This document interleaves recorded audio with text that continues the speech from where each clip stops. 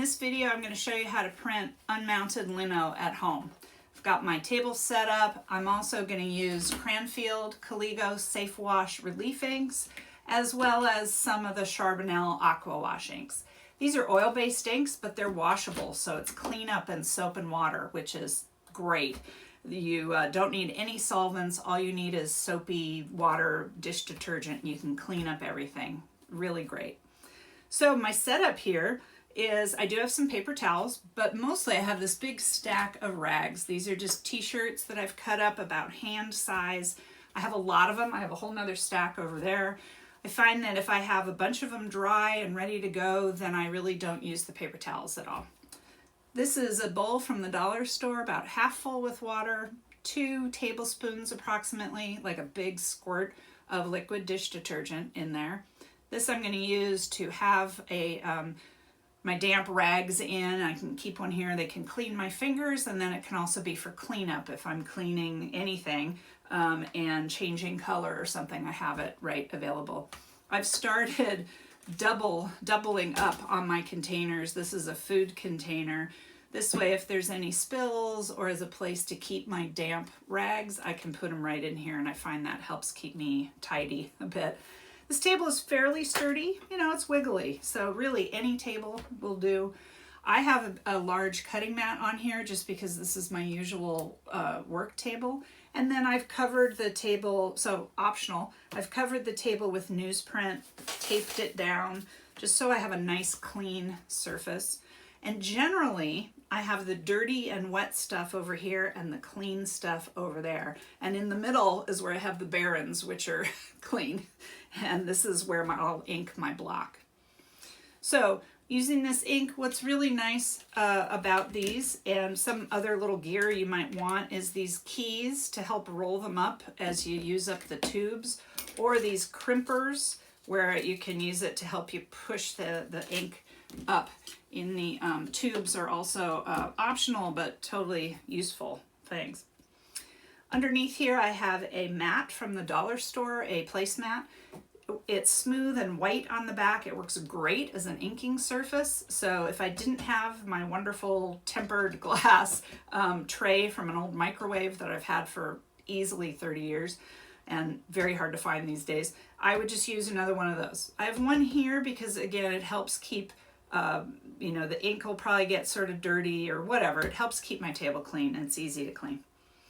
I have a couple brayers because I'm going to ink not only in one solid color but do a blend, so I'll show you that. A couple putty knives, and here's my glass. Could be a piece of plexi, acrylic, styrene, other sorts of materials will work great as a palette.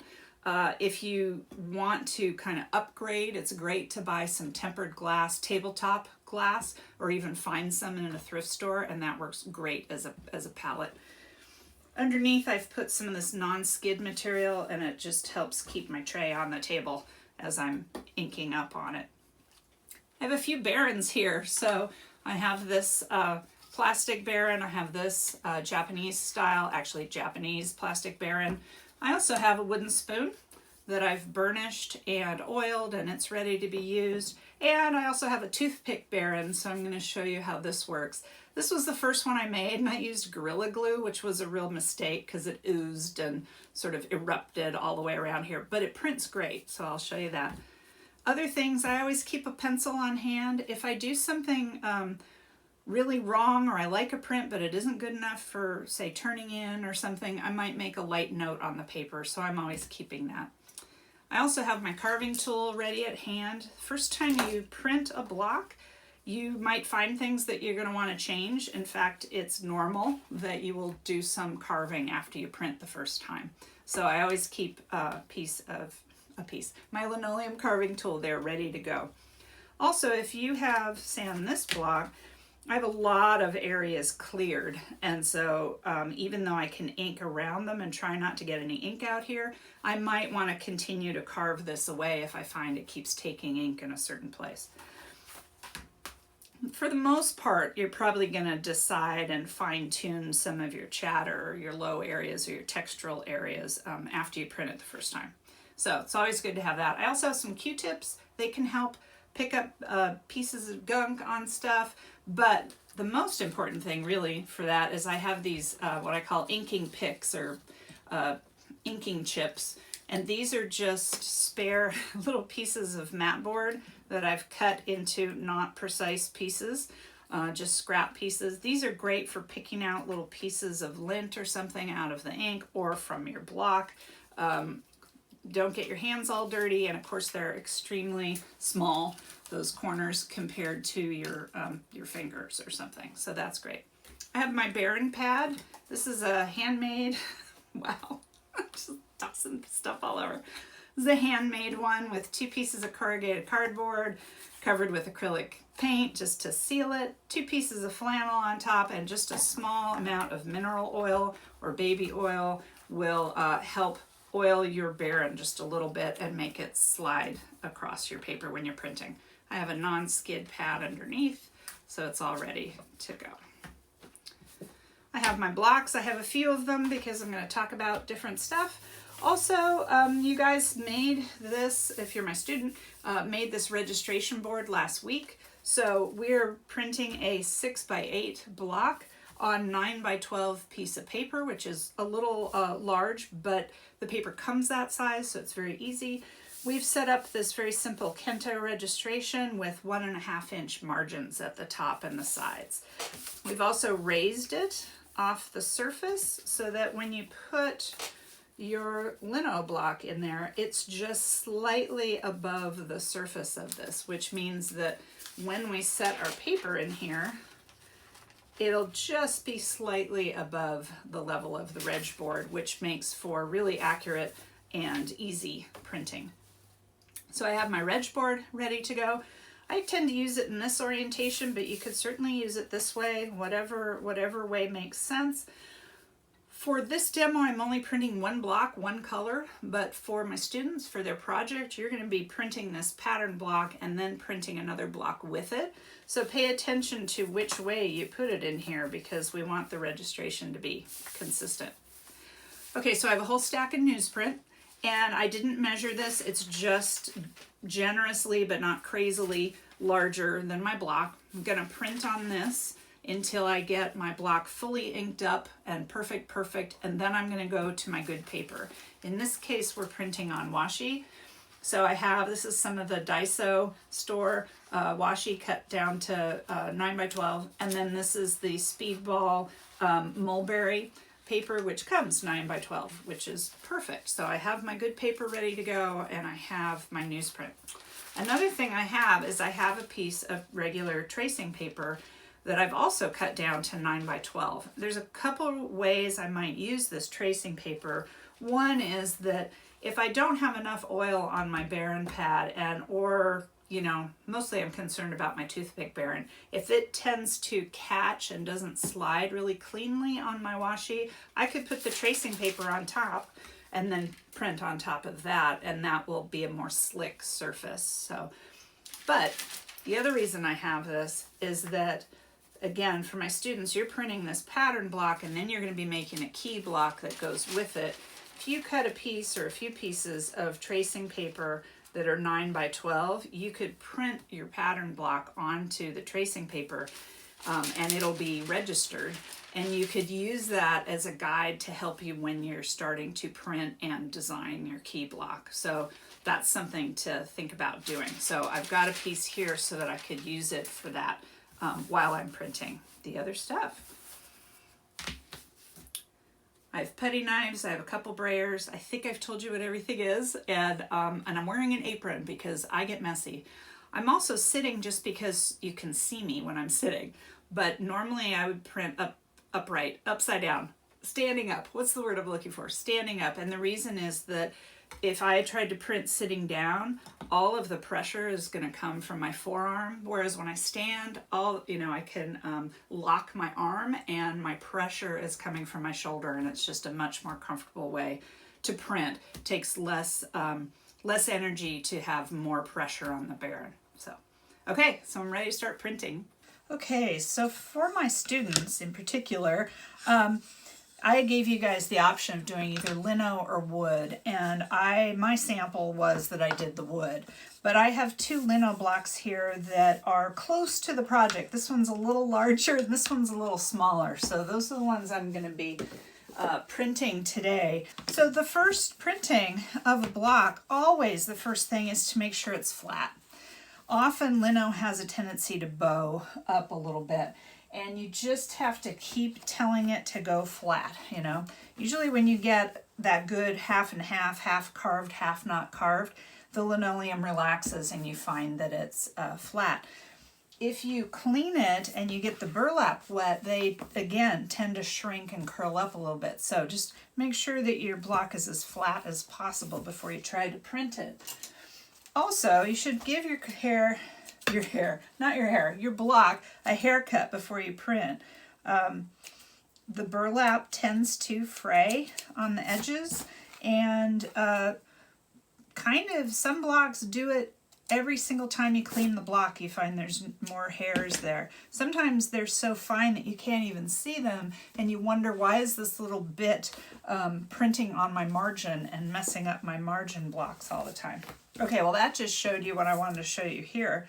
Another option for the project, which I haven't talked about at all, but I thought I would show you this. Let me give it a quick haircut here. Is I made this block a while ago for something else, and then I cut this out so it would work for a different project. You could do this if you wanted to for your pattern project. You could cut out a part of it, and that makes it very easy to ink each one in a different color, or ink this in a blend and ink this in a solid, or vice versa. Just gives you a lot of options. So I thought I would just, except you have to remember how they go. I thought I would just show you that because that could be really fun. And unmounted lino really lends itself to that. It's so easy to cut. What I did is I actually went through with a V-gouge and made a place to cut on here. So there will be a white space there. I wasn't planning on ever printing these put back together again. I'm just going to use them as this demo. You wouldn't really want that white space there. But then I went in with, like a mat knife, utility knife like this, and then I just cut it out like that.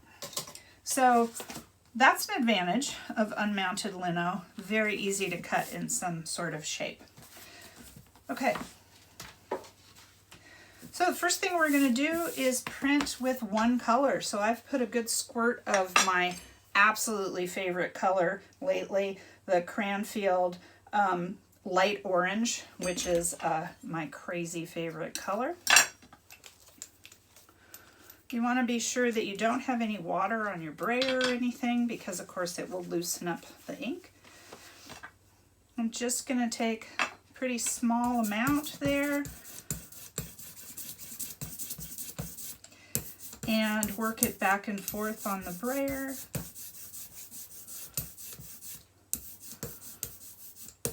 Till it's nice and even here. It'll be nice and even here, and then it should be nice and even over here. That's the plan. You want to start with a really thin slab, so I might come over here, I am coming over here, and just stripping this off and getting a lot more. Usually a first run, it's better when it's a little translucent on here. That means that you don't have too much. Too much ink on here means that your small details will probably fill in.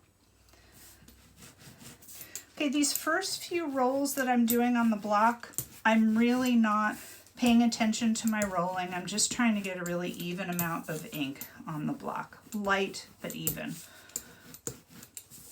I'm only pushing as hard as I need to get this to roll over the material. Okay, now I know this is going to be light because I know I don't have a whole lot of ink here, but that's okay. This is my first print. Really don't need to use this, but I could.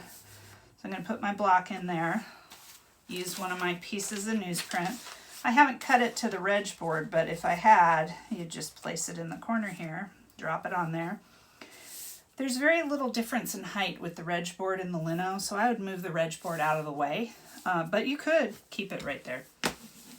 And when I start to print, I tend to go in with the baren first. Notice I'm pushing from my shoulder. I tend to like to go over the whole thing. This one works for that too. Just get the whole piece of paper stuck on there.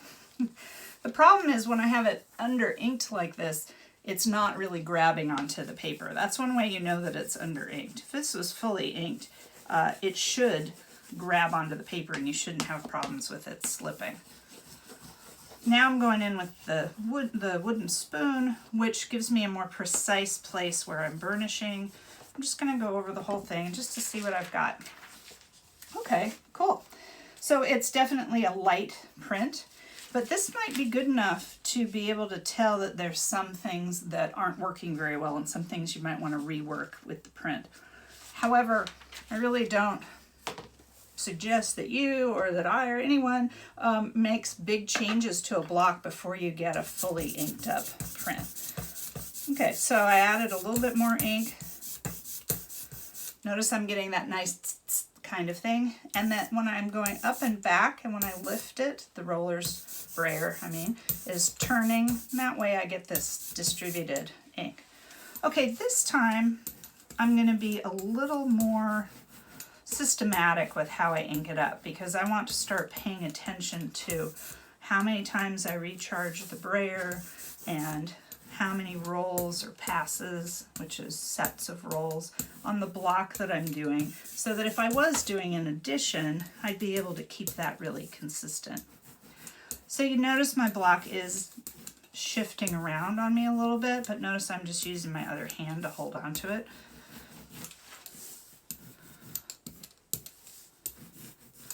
This tends to happen with my videos. I've been talking and not really paying to how much attention to this, but I'm pretty sure I charged up the brayer 4 times maybe. More importantly, I'm looking at, does the ink look very evenly distributed on here? It's looking pretty good. I'm still staying on the newsprint. If we were press printing, and if we were printing on cotton papers like Reeves BFK or Stonehenge or Arches Cover or something like that, there's a really big difference from when you print on newsprint, which is so smooth and absorbent, and when you go to the more textured and sized and less absorbent Western printmaking paper, we always have to adjust the ink levels. So even the perfect print on the newsprint will probably be light if we inked it up the same exact way. Light on the cotton papers, but we're not doing that. We're going from newsprint to washi, and there's very little difference, and we're using unsized washi. So there's really very little difference in the pressure that you need to exert and how smooth the paper is and absorbent, very similar. Okay, so this time notice I didn't use this at all, I just used the wooden spoon. Okay, so now I'm getting very close to being fully inked. So if I look back at my first one, can help to do 1, 2 kind of thing. It's a little light, there's some spots that maybe the inking was okay, but I didn't hit them with the spoon. But I'm very close to being fully inked with this one. You want to have at least 3 or 5 prints where you're slowly inking up the block. If it takes less than that, you have way too much ink here on your slab. And the problem with that is that you might be able to get 1 or 2 prints that are good, but as you keep printing, you're just going to keep building up ink on the block, and it's going to over ink, and you'll get smearing and cause all sorts of problems like that. Oh, one thing I didn't say, and the reason I didn't is that these are old blocks and they've been printed many times before, but not only should you give them a haircut, but you should take either a rag, paper towels even, well, no, because they're linty. I use a bristle brush or a stencil brush would be great. Go over the whole block and get rid of any little pieces of lino that are in there before you ink it up for the first time. It's all going to end up here and end up on here, and then it'll be a total mess in your print. So I'm just noticing some little bits of stuff that are in the ink. So it could be dried ink, could be lint that was on here, could have been on my block. Okay, so that was one.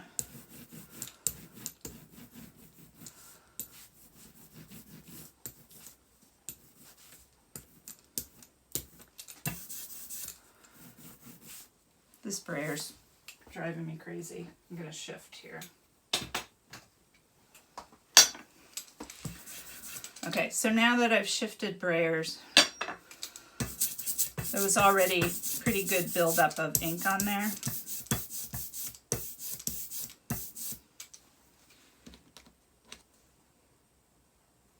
This is getting a little heavy here, so I'm just gonna strip some of it off,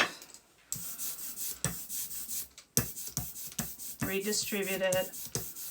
Still a little heavy. I'll take some more off. This is oil-based ink, so you could work all day with this.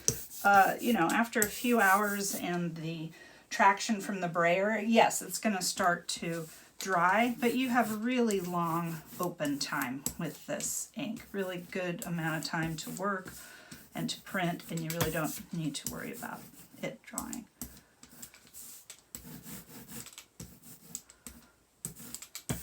Okay, so since I shifted, I again have not been paying attention to the passes and stuff, but I think what's important, because you're not printing an edition, my students, for your project, understanding what the block looks like and what the ink looks like on the block when it's fully inked up, and understanding what it looks like here. Notice it's not very shiny. It's matte, satiny sort of finish. And it's definitely not filling in all my dots, my small little marks on there. All right, so this would be my third proof, staying on newsprint.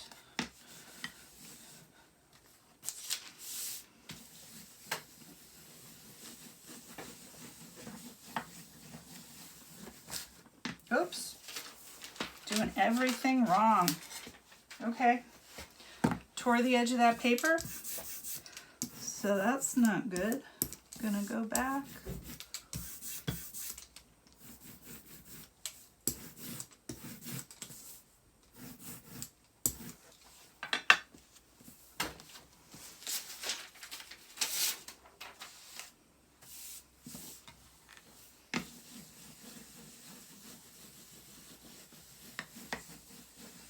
What I like about starting with the baren is it's such a large surface, whether it's this one or this one, that if I go over the edge, there's no real drop off like I'd get with the spoon.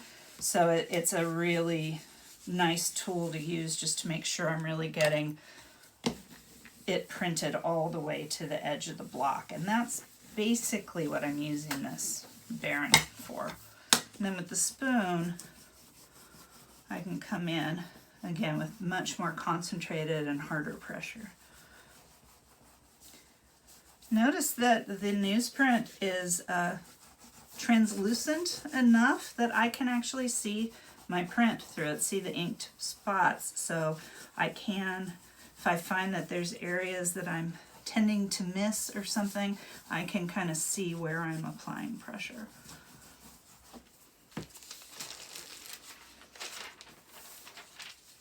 Okay, that looks really good. So if I compare it to my number 2,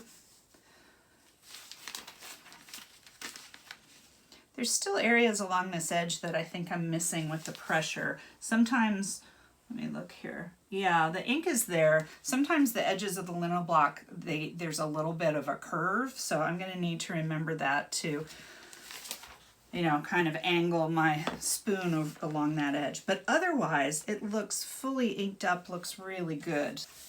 Okay, so I'm ready to print on my good washi. In between every print, I'm adding just a small amount of ink. Notice it has that really nice tss, tss, tss, tss sort of sound. That's what you want to hear.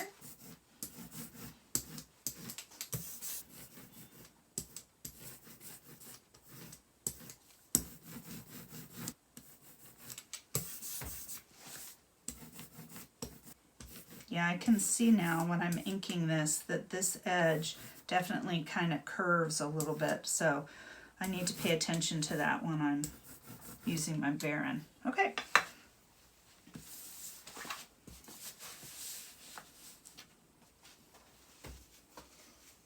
Just using my damp rag to get my ink off my fingers before I touch my good paper.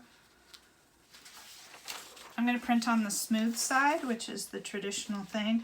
Notice how I'm holding the paper like this between middle and index, and then I can use my thumbs to guide the paper into the slot. Oops, I could feel it move, so I'm just going to push it back in there.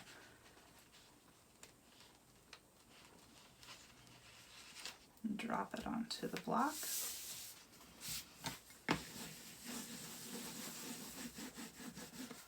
Before I forget, I'm going to go over that edge.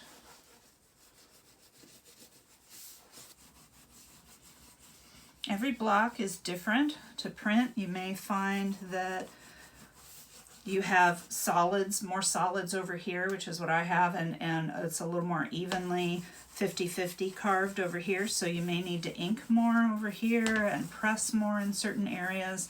You should be paying attention to that as you print it so you can make those adjustments in the inking and in the burnishing. Okay. All right.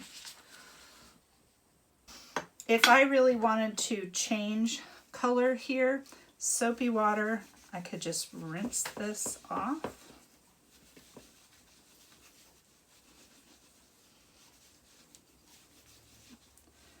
What I tend to do is just throw them into my bowl and then I can wash them and rinse them out later. Just want to make a clean spot, so if I'm cleaning this block, I can put it up on here rather than here. Soapy water again. This will take the ink right off of here. Now, if I was going to continue printing on this, I really need to wait until the block dries. So this would be an end of printing situation here. What also helps with cleaning, especially in areas where you have really close little marks, is having an old toothbrush and soapy water or even straight detergent on the brush. Sometimes I just go in and you can get those really clean, get all the ink out of there. You want to be sure that you're not leaving ink on the block for the next time, because that can muck up your ink, clog areas of the block. Okay, so I don't have really big brayers. I mean, I do, but I didn't have you guys buy big brayers. So I'll show you a really easy way to do blend with using small brayers. You're just gonna mix them as you're inking. So.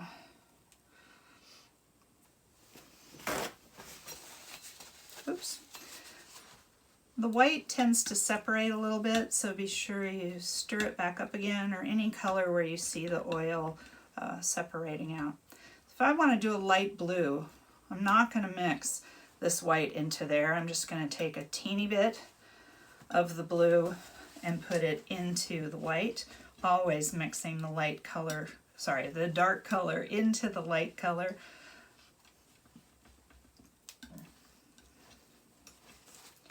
It's a good idea to do what's called a drawdown.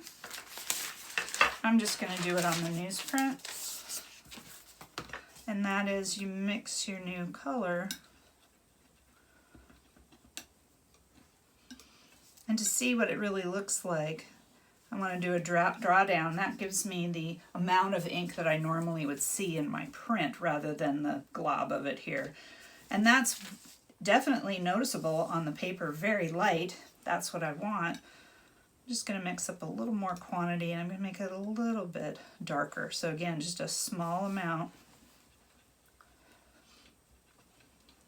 Definitely darker, which is good. That's what I want. Do another drawdown. Okay, definitely darker than that first one. I like it now. I think, though, that I just need some more quantity here. What I'm going to do with my brayer is I'm not going to take the time to clean the brayer, but I'm going to roll off the excess ink. I'm just going to strip the ink off, because I'm still going to use the orange on this, so I don't need it.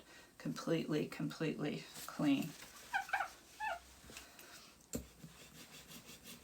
See, with this wet, it's repelling the ink a little bit. Okay, I'm stripping off some more. So I'm getting down to hardly any ink on my brayer, which is what I want. I'm going to do a similar thing. I'm going to mix white into the orange. I have a pretty good sense of how much white I needed in there to get me this same close value to this blue. But again, it's always, you'll go through and not waste ink, or waste less of it if you're putting the dark into the light. Okay, I need a third color, and so these inks are going to blend as I roll them together, but I want to also just have a third hue in there. So I'm going to use some of this. This is the Vermilion Aqua Wash. And you know, a painter's palette knife also works great if you don't have a lot of putty knives. Oh, I have another one right here. You can also use these. Notice with the red and the orange, they're already a lighter value than this blue when it comes out of the tube. So I'm mixing proportionally more of that color into the white to get a similar sort of value. So I'm going to use two brayers here. I'm going to use one brayer that I'm going to have the orange and the pink on, and the other brayer is going to have the blue and the pink on it. You could also just do a blend on one and then a solid color on another.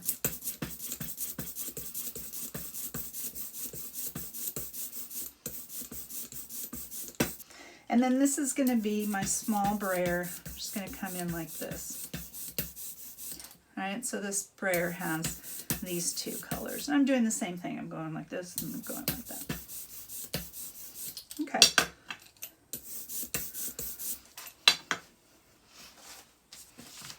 All right, so I'm going to get tricky here because I'm using my my circle block here. All right, so I'm going to come in with this. I'm going to do a couple different things. So on this one,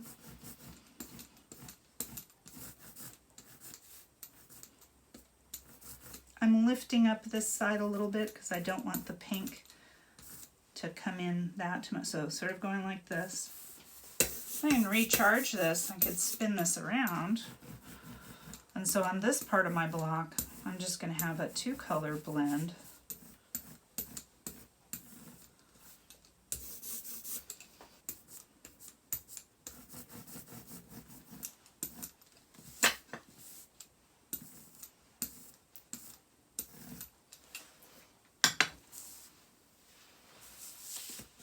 And then on this one, I don't know what I'm going to do. Let's see.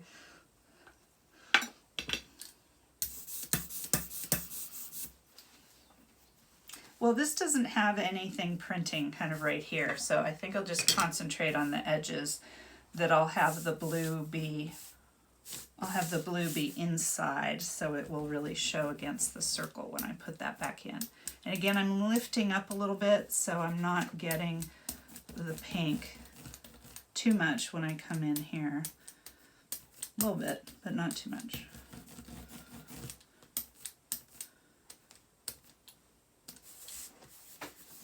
I should have put another placemat underneath here, especially with the lino that's so low. It's really hard to not hit my newsprint. Okay. I'm going to do the same thing out here.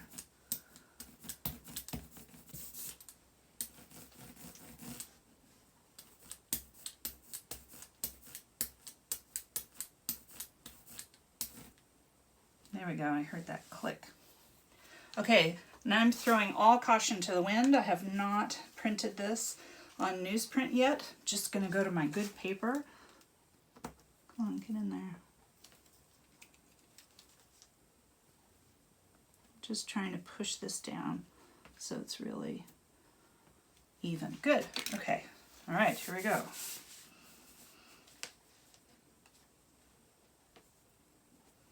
And I'm going to print on the mulberry this time. Always the smooth side.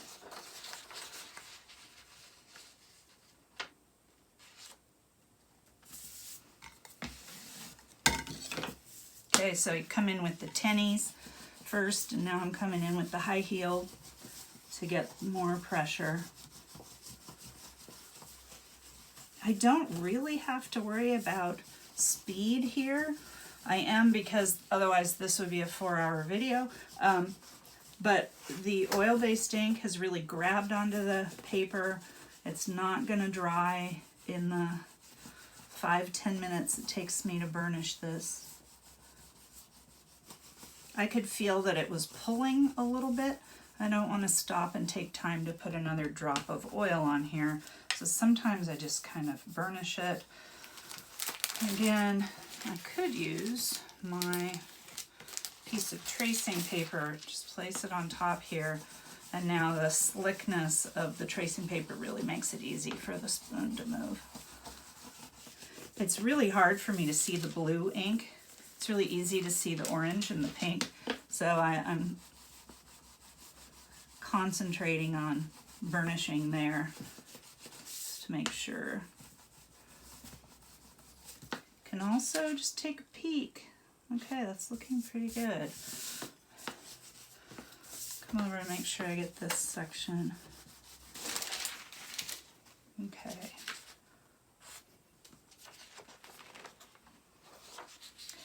Now that is pretty darn fun. So that is how you make a really complicated print out of one block. Okay, let's see.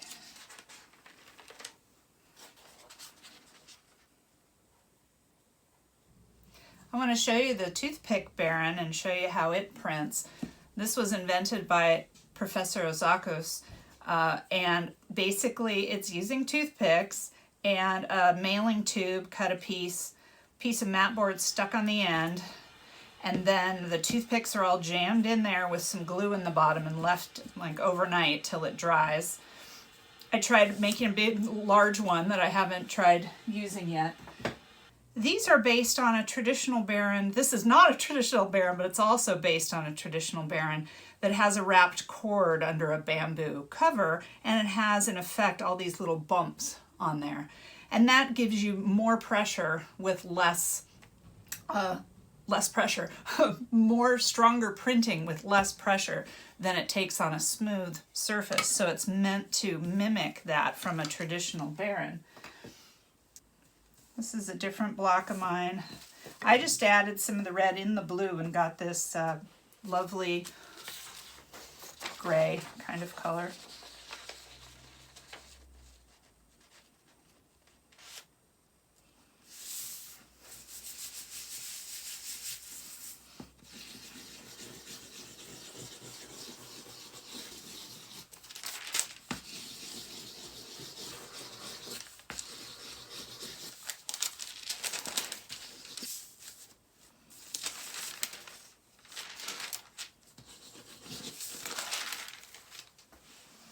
It took a lot longer printing that than I normally do, mostly because this still feels a little uncomfortable compared to the spoon. I'm right close to where I'm printing this. I'm sort of up here, and that felt a little unusual for me and a little uncomfortable, but let's see how it printed. It prints beautifully. I think what's so fun about these is that not only is it something you could make yourself, but if I'm doing a long printing session, I could switch between the spoon and this, and it has a different grip, and that might be easier a little bit on my hand. Okay, time to clean up. If you have ink here that's in good shape, it doesn't have, you haven't rolled it out, and you know it doesn't have any bits of lint or lino or anything in it, I would save that. This is a little flat bottom cup from the Dollar Tree. They come in a pack of like 10 or something. I would label this so I know it's what kind of ink it is, but leftovers could make beautiful neutrals, and I could definitely use that later. Pick up the leftover ink with your putty knife. If you have a phone book, you could do that. This is just old pages from an old magazine.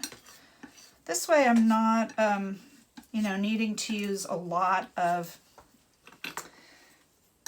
of my dish detergent. I can just, throw most of this away like this.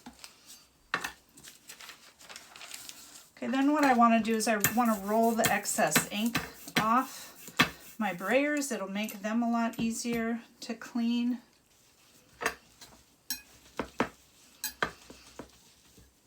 Get the idea.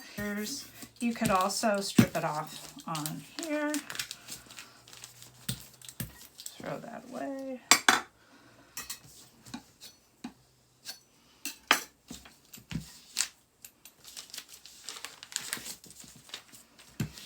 Once you've stripped the ink off of them, soapy water.